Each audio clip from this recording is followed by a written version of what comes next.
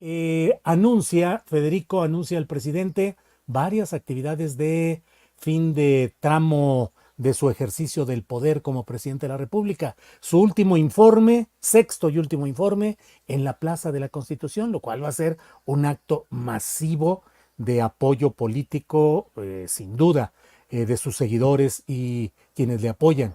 Luego hará una gira de la salud, no gira del adiós, sino gira de la salud en las 23 entidades gobernadas por morenistas o pro-morenistas que han firmado convenios en materia de salud con el gobierno federal.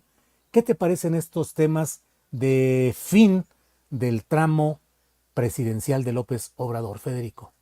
¿Cómo no, Julio? Si me lo permites, antes me quedé clavado con lo de las narrativas, que es Sí, no mi especialidad, pero sí el tema que más me interesa. Perdón si quiero ponerme un poquito terco allí. Ahora intentaré contestar esta pregunta sobre sí, la sí, última sí, gira. sí, sí, sí. Lo que eh, es una hipótesis que podríamos confirmar o que quizás nunca logremos exponer a, al verdadero escrutinio que amerita toda buena hipótesis. Pero yo creo que al menos considero que el cálculo del presidente fue pensando en la gobernabilidad, pensando y teniendo bien estudiado lo que ha sido el lawfare y los golpes mediáticos que han arreciado en el resto del continente y el mundo.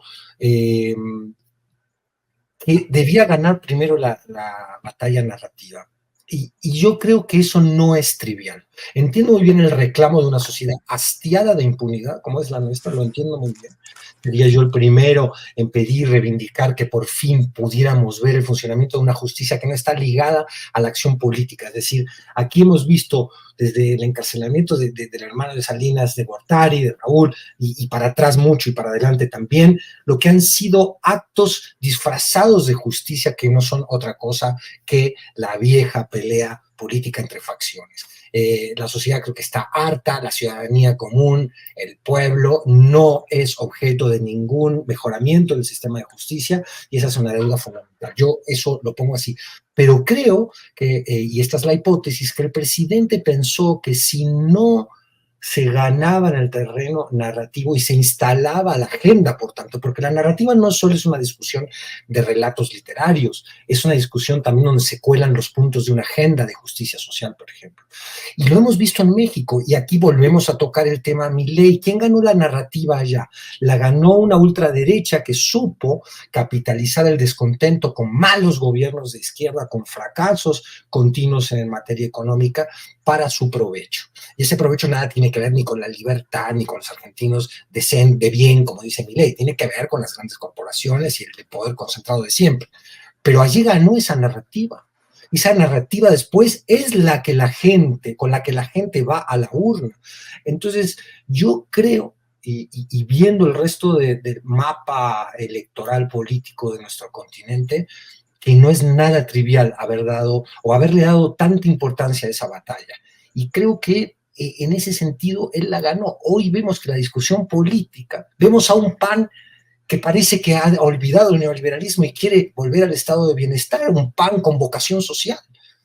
Los líderes de la oposición, todos hablando de planes sociales y que hay que aumentarlos y hay que reducir incluso la edad de los beneficiarios de las pensiones. Es decir, hay un corrimiento a la izquierda de la agenda política hoy en México, producto de esa victoria narrativa del presidente. Perdón si me extendí. Aquí y le puedo, Se vale, adelante, adelante. la, no, porque había quedado tu pregunta en el aire. A ver, muy brevemente, para no acaparar la palabra como hacen los pinches argentinos siempre.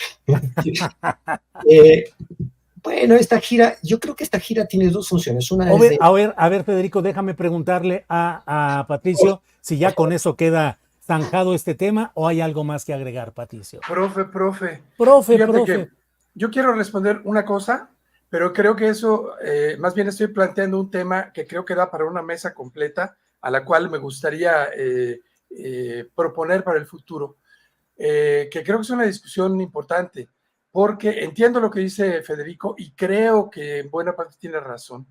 Y eso sí, lo podemos ver con Milei, lo podemos ver con López Obrador, con líderes que tienen esa narrativa, ¿no? Que proponen, casi que imponen una narrativa y que esa narrativa encuentra eco en la sociedad. Sin embargo, y creo que aquí ya empiezo a sentir los jitomatazos en el chat, pero bueno, pues ni modo. Sí, ni modo. Creo que un cambio de narrativa no es suficiente y que cambiar narrativamente e irnos por la narrativa de que ya no hay corrupción, ya cambiamos, ya somos diferentes, ya todo cambió, y no cambiar los factores reales de poder que se han beneficiado de toda esta corrupción y de toda esta desigualdad y demás, es muy peligroso porque al rato regresan. Y aquí va, esa es mi hipótesis. Ya Fede planteó una hipótesis, yo planteo otra que sería mi invitación a un siguiente debate, porque creo que es larga. Yo creo que no ha habido un cambio de régimen, que los factores del poder real no solo siguen, sino que siguen igual o más poderosos que antes, que hubo una corrección, un cambio de rumbo, que es lo que ha pasado a lo largo de la historia de México a partir de la revolución, ¿no? Era dentro de una continuidad institucional cuando el PRI siempre gobernaba, que llegaba un gobernante un poquito más de izquierda, luego un poquito más de derecha, luego modernizador, luego más nacionalista revolucionario, e iba corrigiendo el rumbo que permitía que el régimen y que el sistema se afianzara y permaneciera. Y yo siento que eso pasó con Fox, que eso pasó con Felipe Calderón, que eso pasó con Peña Nieto, y también creo que eso pasó con López Obrador. Creo que el régimen sigue, que se está corrigiendo, que está cambiando, pero yo siento que si no realmente cambiamos no solo la narrativa, sino los factores reales de poder, esto no se va a arreglar. Bueno, pues ahí está esa ¡Demonios! Parte. ¡Demonios! ¡Qué conversación se ha puesto sobre la mesa! Interesantísima. Muy interesante. ¿Por qué, Federico? ¿Qué es lo que te parece interesantísimo? Porque aquí está la vieja dicotomía y la vieja paradoja de la izquierda entre principios, pragmatismo, gobernabilidad y programa. ¿Qué tanto nuestras democracias realmente existentes pueden hoy modificar un statu quo que maneja mucho más el poder económico que el poder político? Vaya, es una conversación interesantísima que propondría además establecer un primer balance de lo que ha sido el sexenio. Yo creo que, compartiendo el hecho de que no se han cambiado las estructuras, como dice Patricio, esas estructuras, ¿qué tan cambiables son? Sería la contrapregunta. ¿Qué tan radicalmente cambiables son hoy en un mundo donde los que han pretendido hacer experimentos de cambio más radicales, como sería el caso venezolano, han sido objeto de un ataque brutal de la propaganda de los Estados Unidos, de los ricos internos venezolanos, es decir, y víctima de sus propios errores, por supuesto, ¿no? Ese experimento que ha habido en Venezuela. Es decir, yo pienso que todos los que ensayan hoy un cambio más radical son objetos de un sabotaje brutal. Empezó esto con Allende o incluso antes, y entonces la izquierda tiene que defenderse. ¿Y cómo se defiende ante esa agresión de los poderes que no quieren permitir un verdadero cambio de estructuras? Es una discusión fascinante que acaso no tenga una solución inmediata, ¿no? Es una izquierda que mundialmente se está repensando, que mundialmente está intentando verse a sí misma en el nuevo escenario global. Vaya discusión. Yo igual, aquí tiro una cosa y con esto ya, yo creo que hayan salido 5 millones de la pobreza en este sexenio, revirtiendo la brutal transferencia de capital de las clases medias y trabajadoras que ha habido en la época neoliberal hacia los ricos de siempre, es una conquista bestial. Que ciertas conquistas en materia laboral y de poder adquisitivo de la clase trabajadora no es trivial, y hablaría de que ahí sí se han modificado estructuras. Si ya con pagar impuestos la clase rica se ha puesto así en este sexenio, imagínense si los cambios hubieran apostado a algo más radical. Yo creo que López Obrador calculó, pudo haberse equivocado, eso lo dirá la historia, calculó que no podía ir demasiado a fondo, que había que hacerlo paulatino. Y, vuelvo a mi hipótesis, no se podía hacer sin un cambio brutal de autoconcepción de la sociedad. Esta es una sociedad que se ve a sí misma de manera diferente, y el caso de María Amparo Casar es un ejemplo de que esta sociedad está aprendiendo a ver su propia podredumbre, y eso acaso, como dije en la primera intervención, sea benéfico. En fin, acá lo dejo. Interesantísimo. Bueno, Patricio, ¿ahí la dejamos o hay algo que agregar? No, yo creo también que, o sea, creo que es muy interesante. Yo también, así como dice ahorita Federico, yo no solo no desdeño, celebro esos cambios. Creo que son muy importantes, obviamente, para la gente que ha salido de la pobreza es fundamental.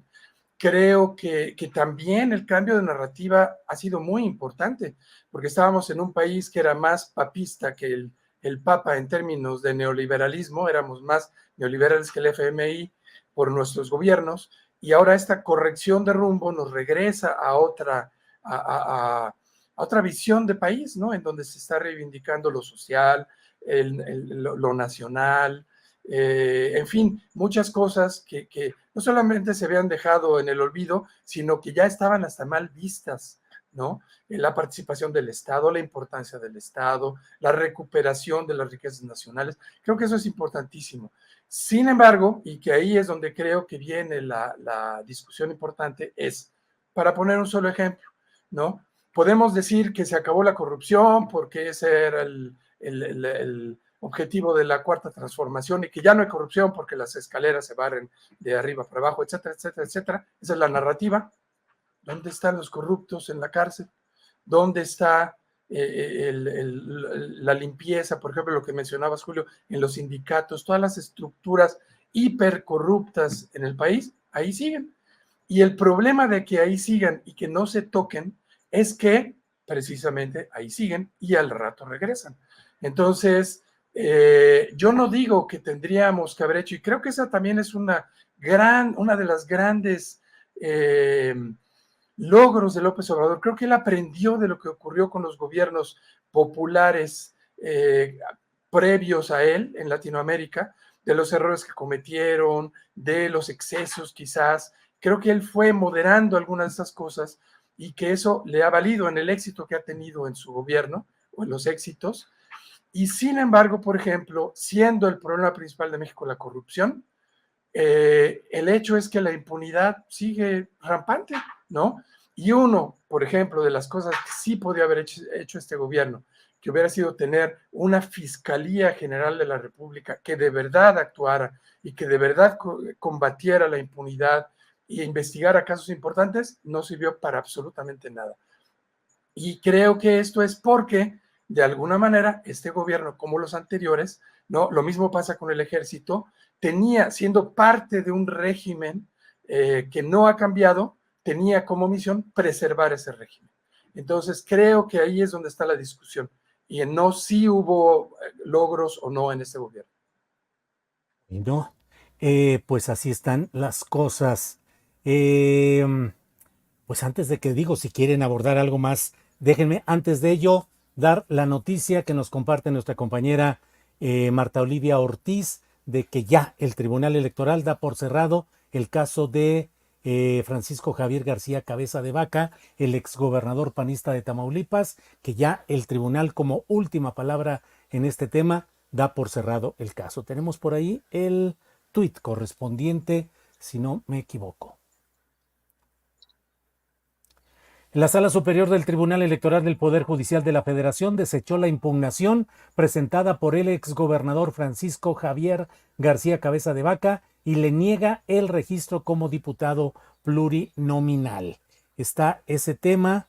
Tenemos otro, un post, un mensaje de Sergio Gutiérrez Luna, morenista, sobre el tema. Dice: Cabeza de Vaca cree que todo puede comprar o corromper, pero no. Hoy el Tribunal Electoral le reiteró que no será candidato por ser prófugo y a pesar de que su cómplice, el juez séptimo de distrito de Reynosa, Juan Fernando Alvarado, le dé salvoconductos de pureza, ya lo pararon en seco. No será diputado.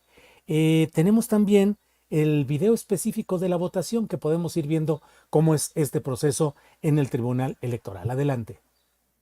Si no hay más intervenciones, secretario, por favor, tome la votación correspondiente. Magistrado Felipe de la Mata Pizaña. De acuerdo. Magistrada Janino Talora Malasí. Con las propuestas. Magistrado Felipe Alfredo Fuentes Barrera. Con los proyectos. Magistrado Reyes Rodríguez Mondragón. Presentaré un voto particular en contra en el recurso de apelación 102, un voto concurrente en el juicio de la ciudadanía 661 y a favor del recurso de apelación 211. Magistrada Presidenta Mónica Aralí Soto Fregoso. A favor de la cuenta.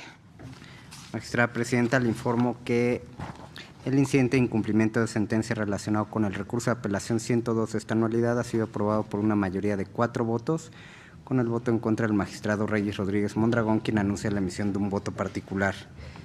Los restantes proyectos de la cuenta se aprueban.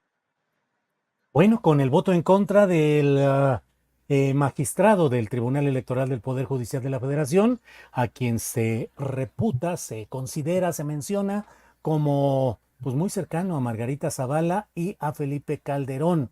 Fue presidente del tribunal, lo depusieron ahí en toda esa serie de golpes internos, suben, bajan, se pelean entre facciones, pero pues ahí está todo este tema. Pero no nos desanimemos de que se está yendo y ya no va a ser García Cabeza de Vaca candidato. Hay alternativas en esta patria nuestra. Vean ustedes, un candidato de apellido Cuevas, que también aparece en escena.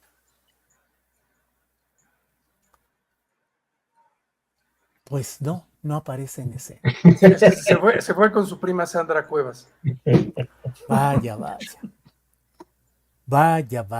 Bueno, pues es es un hermano de Sandra Cuevas, que también es postulado. Pues sí, ¿qué se le hace? Soy Jaxiel Cuevas, hermano de Sandra Cuevas y candidato a diputado local plurinominal por la Ciudad de México, representando al Partido Verde. En la sangre llevo la cultura del esfuerzo y el trabajo, y en el corazón la energía de la familia Dragón. ¿Qué les parece? Vámonos. Se va Cabeza de Vaca, pero entra el hermano. ¡Bravo! Todo esto. ¿Qué opinas, Federico Bonazo, en esta tragicomedia nacional? Eso que es un teatro justamente de narrativa. Lo que veo es que la clase política que tenemos no bajó de Marte, no aterrizó de otra galaxia de golpe. Es la clase política que ha producido esta sociedad. Y es una clase política cuya cultura corrupta y farsante y demagógica todavía se resiste a morir.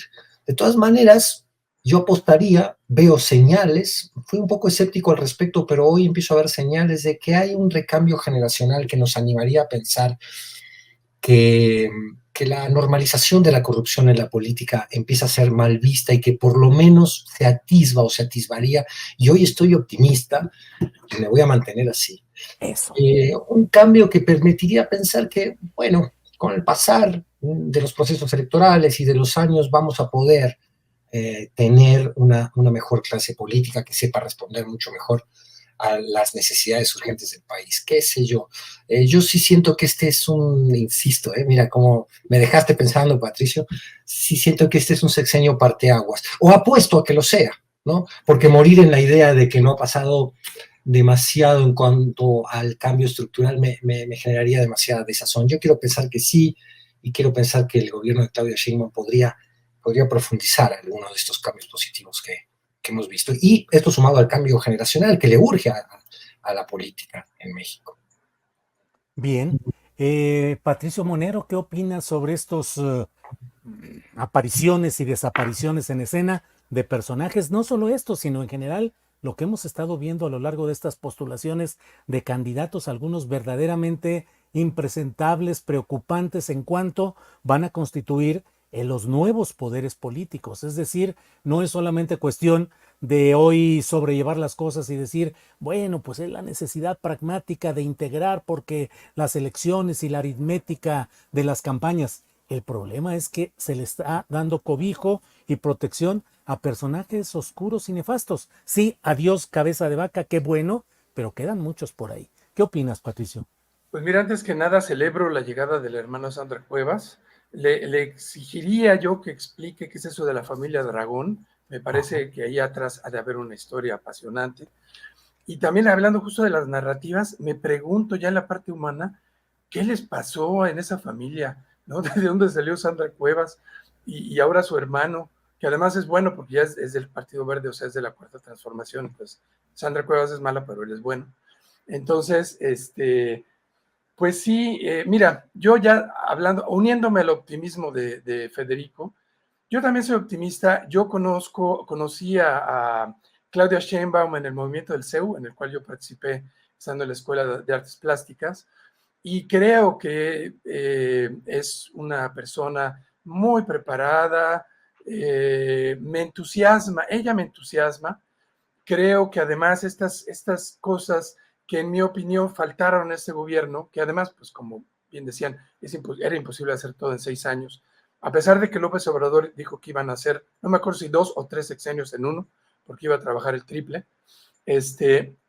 Creo que ella tiene esta otra visión que va a permitir el hacer énfasis en algunos temas que se dejaron de lado, como la cuestión medioambiental. Pero entonces creo que por su formación, por su historia personal también, creo también que puede ser un muy buen gobierno. Creo que en la Ciudad de México en general hizo un buen gobierno. Me da un poco de preocupación que está rodeada de algunas personas como Harfush y algunas otras, y también, bueno, todos los compromisos partidarios y demás, pero que también creo que son inevitables. Y bueno, ojalá gane Citlali, digo, perdón, en la Ciudad de México, Clara Brugada, ojalá gane. Creo que sería un golpe tremendo que se perdiera la Ciudad de México.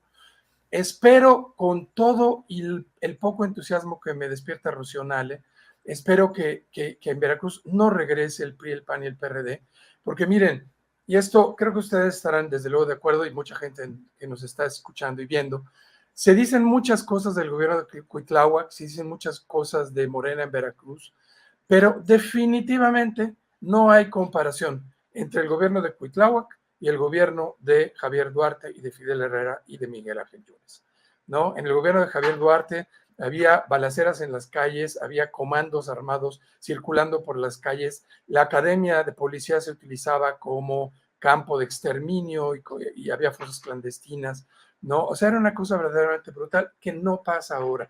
Entonces, no podemos permitir que regresen al gobierno porque son ellos. O sea, Pepe Yunes y todos esos eran parte del gobierno de Duarte y de Fidel Herrera y de todos estos. Entonces, sería, creo que, terrorífico, catastrófico, y espero que no ocurra. Bien, gracias a ustedes por toda esta información, comentarios, opiniones.